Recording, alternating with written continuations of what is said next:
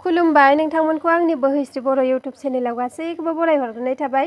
लोगोसे आंनि गोसो गोरबोनिफ्राय नोंथांमोननिसिम अननाय मोजां मोननायखौ जासिहरग्रोनाय जाबाय। नोंथांमोना आंनि भिडिअखौ नायनो मोजां मोनोब्ला लाइक शेयार साबस्क्राइब खालामनानै हो, जाहाथे आङो नोंथांमोननिसिम गोदान गोदान भिडिअनि आपडेट लाबोनो हायो। बिदिब्ला नोंथांमोना भिडिअखौ नायलांदो। आसामनि तिनिसुकिया जिल्लायाव आयेननि बेरेखा जौ दोनथुमग्रा गंसे गेदेर टेंकिखौ साफा खालामबाय थानाय समावनो 4 सुबुङा गाज्रि गेस मोनामनानै हां लानो हायि जानानै अबथिरायै जिउ गोमादों। थैनायफोरनि गेजेराव जौ फानग्रा बिगोमाबो दंफायोमोन आरो बिथांनि फिसाज्लाबोमोन।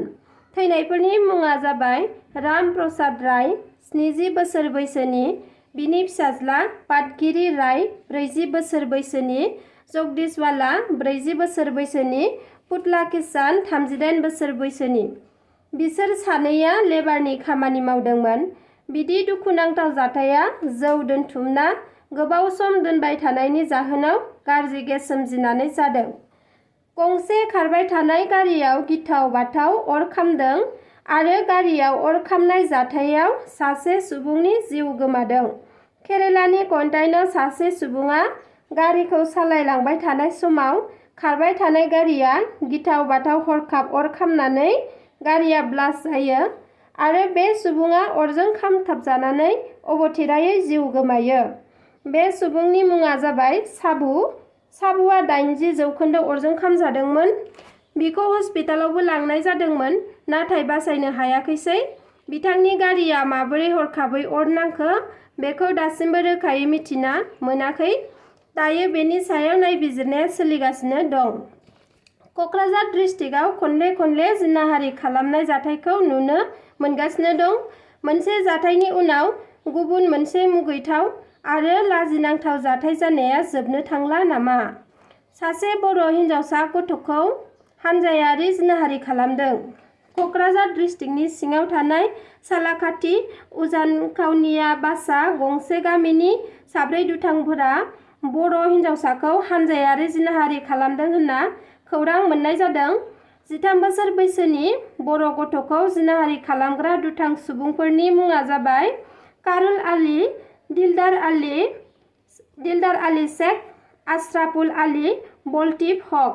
रायजो राजाया खौसे जाना खौरां बिजोंनि गेजेरजों मा फोरमायदों नोंथांमोना नायलांदो। न्याय नांगौ आरो दिनै 24 घन्टानि गेजेरावनो बिसोरखौ हमनानै जेलाव हरनांगौ थैजासिम, नङाबा बिसोरखौ फासि होनांगौ। फासि होनांगौ। जा 13 बोसोरनि गथ'खौ मानो बेबायदि इमान अयनाय खालामनांगौ जोंनि बर' गथ' आरो जोंनि बर'खौ मानो इसेबां नाख्रेबनांगौ? बे गथ' मानसि बे 13 बोसोरनि गथ'आ दुगैनोबो थांनो हागौ बा गेलेनो हागौ। अब्ला मानो एसेबां गथ'खौ मानो बेबायदि एथ' अयनाय रेप खालामनांगौ? बे गथ'आथ' जेबो मोनथिया, 13 बोसोरनिल' बे गथ'आ। अब्ला आंनि साननायाव रायजोनि जानानै आङो बयनिबो जानानै खावलायो, बे उन्दै बैसोनि गथ'खौ दिनै बेबायदि जिनाहारि खालामनायनि थाखाय जों गासैनिबो दिनैनि 24 घन्टानि गेजेरावनो बा सानसेनि गेजेरावनो बेवहाय जेरैबाबो न्याय नांगौ आरो बिसोरखौ जोङो जेरैबाबो हमनांगौ सरकारा आरो फासि होनांगौ बेबायदि जों लुबैदों आरो रायजो राजानि बेयो डिमान्ड आरो। औ, सासे उन्दै गथ'आ दा जोबोद माबायाव दुरबल माबा जानानै दङ। बिथाङा दा गावनि हालोदाव मा जायो जों दिनै रायबाबो बे जेबो मोनथिया। जों बिनिखायनो जों बयबो रायजो राजाफ्रा खौसे जानानै दा जों बे न्यायखौ बिनो थाखाय जों बयबो राजि। आइजो माहारिनि रैखाथिनि बिफानखौबो समाव आइजो माहारिनि रैखाथि बिफानाव जोङो पुलिस बिफानाबो जोंनि गोसो बायदि जोंनि साननायखौ जाफुंहोनांगौ रायजो राजानि, आरो इयुनाव बेबायदि दा खालामथों आरो इयुनाव बेबायदि दा जाबावथों। गुबुन हारिनि सुबुंफ्रा मानो जेन'बा उन्दै गथ'खौ दिनै बिथाङा गेलेनोबो हागौ बा दुगैहैनोबो हागौ, बिनि गेजेराव मानो बेबायदि खालामो जों जोबोद दुखु मोननाय फैदों। दिनै गावसोर समब्रा समब्रि गेलेदोंब्लाबो दिनै बेबायदि आखुआव थांनो नाङामोन। जों बिनिखायनो जोबोद दुखु मोनदों। बिनिखायनो सरकारा जेरैबाबो बे राहाखौ लानांगौ, जों जेरैबाबो जों मानिनाय नङा। बिथांमोनखौ जेरैबाबो हमनानै साजा होनांगौ आरो। फासि होनांगौ, जोंबो बेखौनो लुगैयो। दा जों बर' मानसिया दस्रानि माबायाव जोङो गोग्लैनानै दं नालाय, जोंबो बेखौनो न्याय लुगैयो आरो।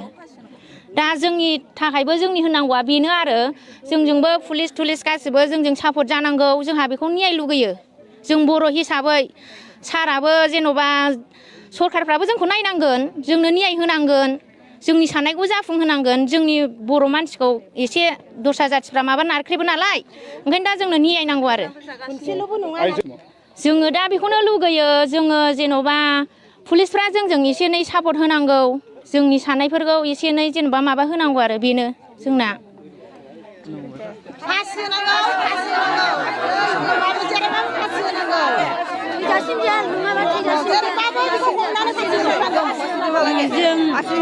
फासि होनांगौ जा 13 बोसोरनि गथ'खौ मानो बेबायदि इमान अयनाय खालामनांगौ जोंनि बर' गथ' आरो जोंनि बर'खौ मानो इसिबां नाख्रेबनांगौ बे गथ' मानसि बे 13 बोसोरनि गथ'आ दुगैनोबो थांनो हागौ बा गेलेनो हागौ अब्ला मानो इसिबां गथ'खौ मानो बेबायदि एथ' अयनाय रेप खालामनांगौ बे गथ'आथ' जेबो मोनथिया 13 बोसोरनिल' बे गथ'आ अब्ला जोंनो न्याय नांगौ आरो दिनै 24 घन्टानि गेजेरावनो बिसोरखौ हमनानै जेलाव हरनांगौ थैजासिम नङाबा बिसोरखौ फासि होनांगौ आंनि साननायाव बिदि हमजालायबाय सासे सरकारि मावख'नि मावगिरिया सरकारि साकरि मावसेयावबो खायसे सुबुंफोरा घुस लानायखौ नागाराखै दा बेबादिनो गुवाहाटीनि क'अपारेटिभ ससाइटिनि साब रेजिस्ट्रारनि मावखुलियाव नायबिजिरनायावनो हमनो हायो सासे अफिसारखौ बिनि मुङा मुक्तार आली होनना मिथिना मोन्दों 5,000 रां लानाय समावनो